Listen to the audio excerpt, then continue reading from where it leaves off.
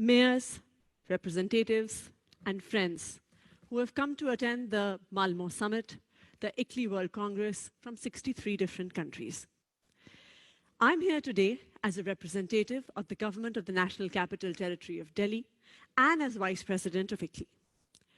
As we gather at the Malmö Summit today to discuss equity and inclusion, we must remember that we live in a deeply unequal and a world of exclusion. Today, 1 in 3 people does not have access to clean drinking water. Today, in 2020, 200 million people across the world are unemployed. 85% of the world's population does not have access to 50% of the resources that 1% of the world's population has access to. Cities, especially in the global south, face some of the deepest inequalities across the world. Access to basic facilities like water, electricity, sanitation, education, healthcare are not assured to many people who live in cities across the world. And as the population of cities grows at an unprecedented pace, these inequalities and exclusions are only becoming deeper.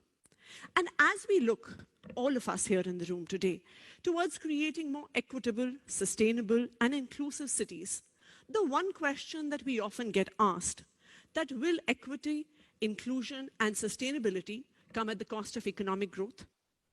Delhi, a city of 30 million residents, has shown in the last 7 years that both are possible, that we can strive towards equity, inclusion, sustainability, while showing resounding economic growth.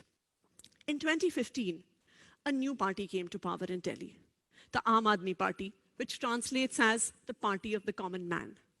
Led by Chief Minister Arvind Kejriwal, we faced many challenges. In Delhi, power cuts were frequent, power tariffs were extremely high, a limited population had access to piped drinking water and proper sewerage facilities, public healthcare systems were almost non-existent, 1.5 million students studied in public school systems, in the government schools, which did not have basic facilities like clean toilets, drinking water, or even desks for the students to sit on. The majority of the city in 2015 lived in areas that were deemed as unauthorized and hence were not given access even to the basic development.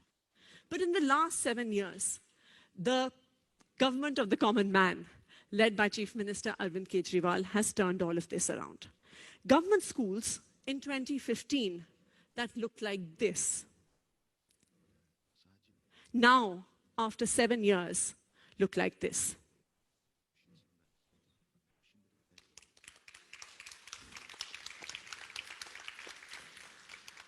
Government schools in Delhi have now been getting better results than private schools for the last 4 years. Just in the last 1 year, 200,000 students have left private schools and joined Delhi government schools. Today, all of the city's population has access to high-quality primary healthcare via primary health centers called Mohalla clinics, where citizens get free consultations, free tests, free medicines. And in the last 5 years, 50 million such free consultations have happened all across Delhi. We now have 24/7 electricity with a major shift towards renewable energy. More than 1,500 localities have got piped water supply for the first time.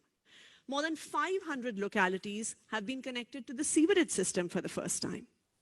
And all of this has been achieved with increasing budgets and increasing revenues.